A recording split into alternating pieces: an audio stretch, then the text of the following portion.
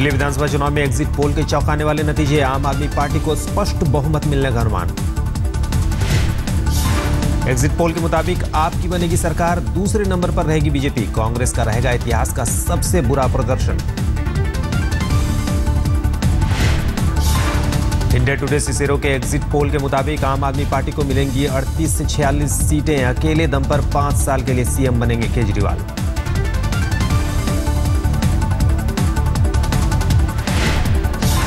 India today Cicero के पोल के मुताबिक बीजेपी दूसरी सबसे बड़ी पार्टी, 19 से 27 सीटें मिलने का अनुमान। पिछले चुनाव में मिली थी 31 सीटें। एग्जिट पोल के मुताबिक कांग्रेस को सबसे बड़ा झटका, केवल 3 से 5 सीटों पर सिमट सकती है कांग्रेस। 2013 में मिली थी 8 सीट।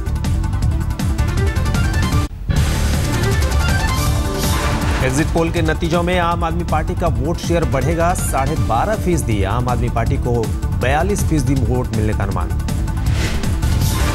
बीजेपी को 36% वोट मिलने का अनुमान। 2013 के विधानसभा चुनाव में मिले थे 34% वोट। टीवी टुडे और सिसेरो के अलावा तमाम बाकी पोल्स में भी ज्यादातर का दिल्ली में बहुमत से आपकी सरकार बनाने का अनुमान। आम आदमी पार्टी के खेमे में दौड़ी खुशी की लहर। केजरीवाल ने ट्वीट कर कहा, उम्मीद है नतीजे भी एग्जिट पोल जैसे ही होंगे। केजरीवाल ने दिल्ली वालों का किया शुक्रिया, दिन रात काम करने के लिए अपने वॉलंटियर्स को भी दी बधाई। एग्जिट पोल के नतीजों के बाद योगेंद्र यादव ने किया ट्वीट, कहा मजबूत संगठन और सकारात्मक प्रचार से मिली आपको बढ़त। आशुतोष, मनीष सिसोदिया, आशीष खेतान और संजय सिंह ने भी जताई खुशी, जनता का किया शुक्रिया। वोटिंग के बाद बीजेपी के तमाम बड़े नेताओं ने बूथ लेवल कार्यकर्ताओं और पन्ना प्रमुखों से लिया फीडबैक। पार्टी ने कहा 10 फरवरी तक सब्र करें। हमें लगता है 10 तारीख तक हमको इंतजार करना चाहिए। भारतीय जनता पार्टी 100% जीतेगी और सरकार बनाएगी। बीजेपी के सीएम उम्मीदवार किरण बेदी ने सीएम उम्मीदवार बनाने पर बीजेपी का किया शुक्रिया, कहा 10 फरवरी तक करें इंतजार। किरण बेदी भी एग्जिट पोल के नतीजों से सहमत नहीं। बेदी ने कहा 3 बजे बाद बीजेपी के पक्ष में हुए बम्पर वोटिंग, जीत का भरोसा। मैं समझती हूँ कि हमको 10 तारीख तक वेट करना चाहिए और 10 तारीख के फैसले तक वेट करना चाहिए। मैं आशा करती हूँ कि ये पॉजिटिव होगा बीजेपी के लिए और ये चेंज होगा। दिल्ली में कुल 67.14% लोगों ने किया अपने मत का इस्तेमाल। 2013 में 66% लोगों ने किया था मताधिकार का इस्तेमाल।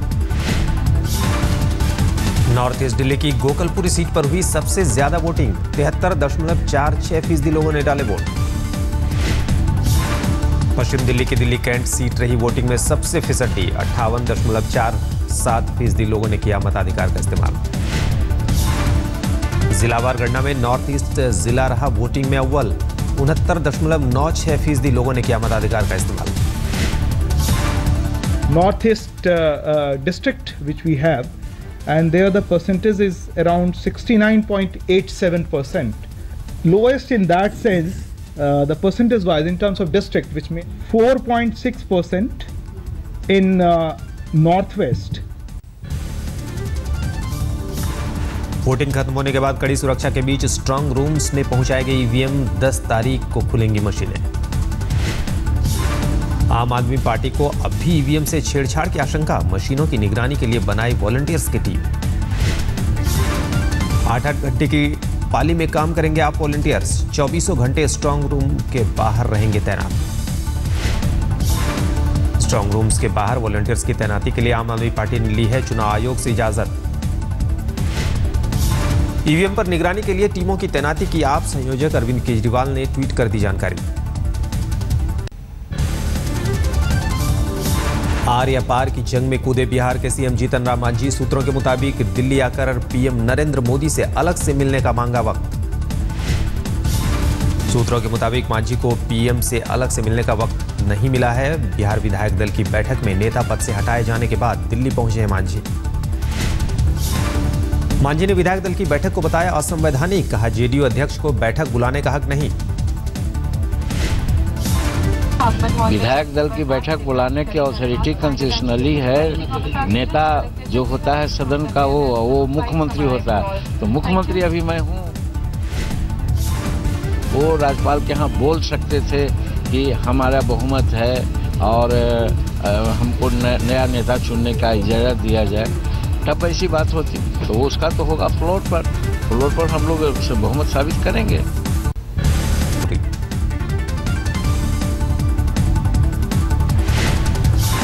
आखिरकार तुम छोड़ दो, जिस ढंग से कुछ हो रहा है यह हमारे लिए ठीक नहीं है।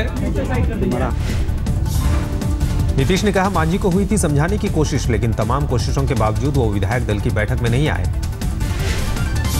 बिहार कैबिनेट की बैठक में विधायक दल के नेता पद से हटाए जाने के बावजूद अड़े मांझी। नीतीश समर्थक 15 मंत्रियों को हटाया। जवाब में नीतीश खेमे के 20 मंत्रियों ने दिया इस्तीफा। मांझी खेमे का दावा, मांझी करेंगे मंत्रिमंडल का पुनर्गठन, जरूरत पड़ी तो बीजेपी से समर्थन से गुरेज नहीं।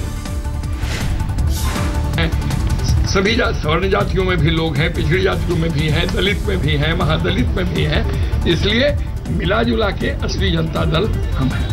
ये अगर परिस्थिति बनी हमको समर्थन लेना पड़ेगा तो गठबंधन भी होगा। मांझी खेमे के कड़े तेवर के बाद राज्यपाल पर टिकी निगाहें। केशरीनाथ त्रिपाठी ने कहा समुचित फैसला लेंगे। Yes, I have received and I have taken action. What action you will come to know through my office. Bihar cabinet की बैठक में मांझी समर्थकों ने लाया था प्रस्ताव। जीतन राम मांझी को विधानसभा भंग करने पर फैसला लेने का हक देने का प्रस्ताव। सिर्फ 7 मंत्रियों का मिला समर्थन, 22 ने किया विरोध। बिहार के मसले पर दिल्ली में गृह मंत्री राजनाथ सिंह के घर पर बीजेपी नेताओं की बैठक। सूत्रों के मुताबिक वेट एंड वॉच के मूड में बीजेपी। मोतिहारी में मांझी समर्थकों ने निकाला मशाल जुलूस। नीतीश के विरोध में की नारेबाजी, सड़कों पर लगाया जा।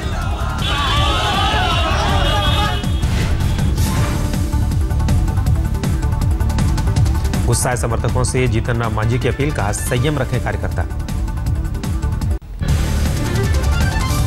फिर से राज्यसभा के लिए निर्वाचित हुए कांग्रेस नेता गुलाम नबी आजाद। जम्मू कश्मीर की 4 सीटों में 2 सीटों पर पीडीपी और 1 पर बीजेपी की जीत। राज्यसभा चुनाव में पीडीपी बीजेपी के साथ पर बोले उमर, कहा एक दूजे के साथ के बावजूद सूबे में क्यों नहीं बनाते सरकार। कि पीडीपी और बीजेपी इस इलेक्शन में कामयाबी के लिए एक साथ आ सकते हैं, तो लोगों को वो हुकूमत क्यों नहीं दे सकते। ऐसा क्यों है कि हमें इस तरह गवर्नर रूल के तहत घसीटा जा रहा। पीडीपी नेता मुफ्ती मोहम्मद सईद ने कहा जम्मू कश्मीर में सरकार बनाने को लेकर कोई जल्दबाजी नहीं। बोले बीजेपी के साथ हो रही है बातचीत, साझा न्यूनतम कार्यक्रम और मुद्दों पर आधारित होगा गठबंधन। जो सरकार है जिसको एक लेजिटिमेसी मिली है, बहुमत मिला है, जिनके पास ताकत है, लोगों की ताकत है, हम भी उनके साथ बात करेंगे। जैसे हमें पुराने जमाने में अटल बिहारी, उस वक्त जब हमारी हुकूमत बनी थी उस वक्त भी एनडीए की सरकार।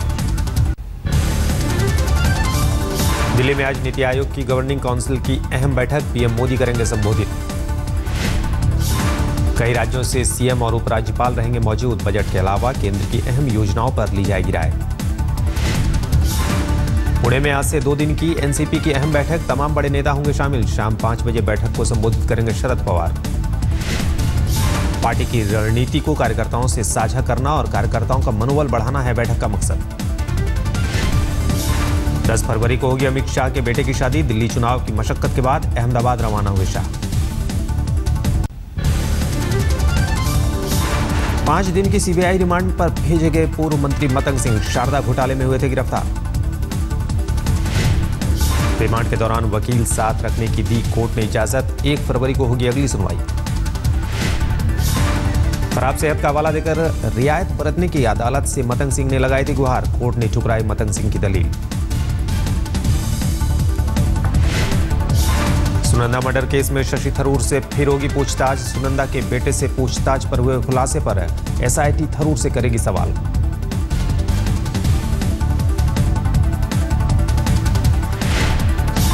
अवैध शराब मिलने के मामले में दिल्ली पुलिस की पूछताछ में शामिल हो सकते हैं आप उम्मीदवार।